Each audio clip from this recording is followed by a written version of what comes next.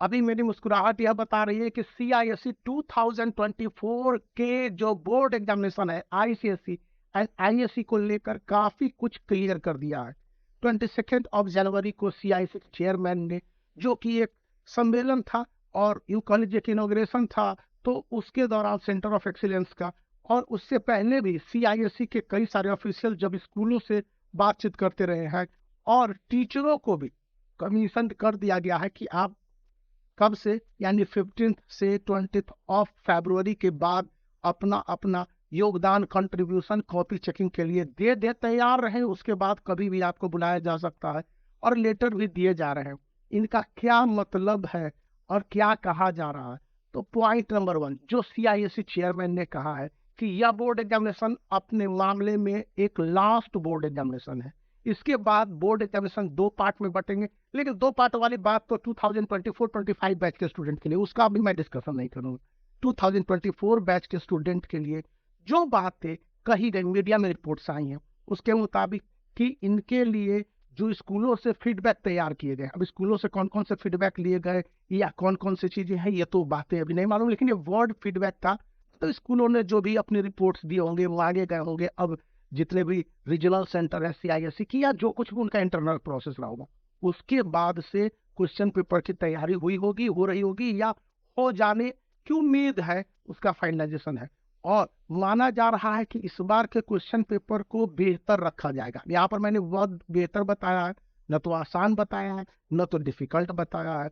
कुछ सब्जेक्ट जिनमें कि जहां से फीडबैक प्राप्त होते हैं, अब ये फीडबैक एक किसी स्कूल या किसी एक स्टेट से या फिर कॉलेज किसी एक जोन के तो है नहीं। केरल से भी फीडबैक आ गया, वेस्ट बंगाल से भी फीडबैक आएगा, मुंबई से भी फीडबैक आएंगे, और पंजाब से भी फीडबैक आएंगे, उत्तर प्रदेश से भी फीडबैक आते हैं। तो ये डिफरेंट फीडबैक के आधार पर जो क्वेश्चन पेपर तैयार करने का प्रोसेस है, उस प्रोसेस में दूसरी बात सामने आई है कि इसे पूरी तरह से डाइवर्ज रखा जाएगा। इंटरनल ऑप्शन वाले जो क्वेश्चंस दिए जाएंगे, मतलब कि और या अथवा करके क्वेश्चंस मिलेंगे, उनमें स्टूडेंट को काफी हद तक English paper 1, English paper 2, ICSE and ISE दोनों के लिए, फिर फिजिक्स, केमिस्ट्री, बायोलॉजी में इसे एक स्टैंडर्ड को टच किया जाएगा जो पहले के 2022 के रहे हैं। 2023 के क्वेश्चन को रिपीट करने की संभावनाओं को नेग्लिजिबल कर दिया गया।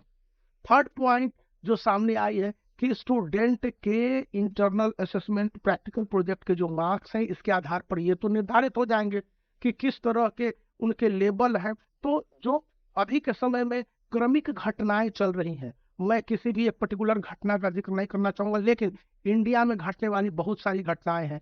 जैसे मैं एक का जिक्र करता हूँ, लक्षद्वीप और उसको लेकर जिस तरह से टूरिज्म को है। तो आप इन सब पॉइंट को देखते रहिए, इनसे संबंधित क्वेश्चन बनने की उम्मीद 100% है, क्योंकि एक पॉइंट इंडिया में और वर्ल्ड में भी है जिसको लेकर CISE कहता है, और एक क्लू भी है जो हम लोगों को बताया गया कि इस बार स्टूडेंट को लैंग्वेज पेपर में या फिर साइंस वाले सब्जेक्ट में जिस तरह से एनालिटिकल थिंकिंग के क्वेश्चंस हैं, उसको बहुत हद तक उस पैटर्न पर रखा जाएगा जहां पर स्टूडेंट समाज से जुड़े हुए महसूस करें। इसका मतलब यही है कि जो इंडिया में चल रहा है और इंडिया के साथ साथ उसका को रिलेशन है, भारत का पूरा जो टोपोग्राफी है और उसके फिजिकल फीचर्स हैं, इसको लेकर स्टूडेंट कितने अवेयर होते हैं। पॉइंट मैंने बता दिया है, हिंदी इंग्लिश सभी के लिए ये लागू होते हैं। ह्यूमैनिटीज के सब्जेक्ट में ऐसे पॉइंट्स जिसमें किसी तरह के कंट्रोवर्सीज नहीं रहेंगे, वैसे क्वेश्चंस को पूछे जाने हैं। अब कंट्रोवर्सीज वाले क्वेश्चंस कैसे हैं, आप अच्छी तरह से इकोनॉमिक्स में भी देख लेंगे, माइक्रो इकोनॉमिक्स, और जो भी आपके हिस्ट्री सिविक्स के चैप्टर्स हैं क्लास 12 के लिए ISE के, और ICSE क्लास 10 में बहुत ज्यादा एक्सपेरिमेंट नहीं किया जाना है इस बार के, मतलब कि ट्रेडिशनल क्वेश्चंस आएंगे जो कि आपके 2020, 2022 और इवन एक साल 2019 को रिपीट कर लिया जाए।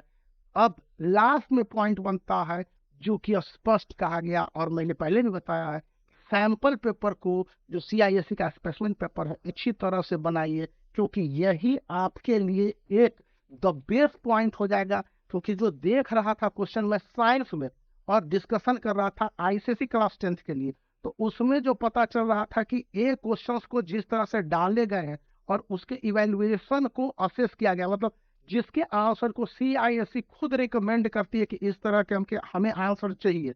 तो जैसे कि ये क्वेश्चन है ना, और इसके आंसर्स किस तरह से मिल रहे हैं, मैं इस किताब में देखा था, तो इसके आंसर्स है जो कि काफी हद तक वर्ड पॉइंट और लिमिट के हिसाब से है।